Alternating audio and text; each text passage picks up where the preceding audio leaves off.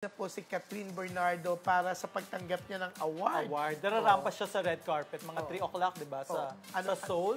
Hindi, 6 p.m. 6 p.m. yung awarding. Pero yung red carpet nagre-ready na siya.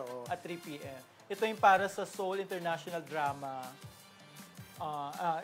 International Drama Awards sa Seoul nga, which is ang nakuha ni Catherine yung Outstanding Asian Star. So congrats kay Catherine. Excited na yung mga fans kasi may live streaming, so manonood sila. Ayan, si Catherine. Yeah. Ang nag-makeup sa kanya si Justin, yung Justin Del Rosario, and hair by John Balye. Yan yung team. Justin what? Justin Del Rosario. Baka kalaan nila Timberlake. And diba? Si John Balye. Umalis sila kagabi din, June, di ba? Kasama ni Tita Minnie, ng mga manager niya at mga tiga ABS-CBN. Oo nga. At ka-level na nga raw niya sina Yoon Bin Park, Yoon Si Luo. Pasensya na po kayo, hindi ko po.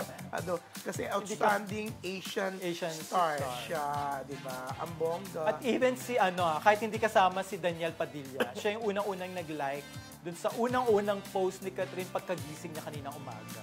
So siya. So excited. This is para daw sa Pilipinas, sabi ni Catherine. Uy,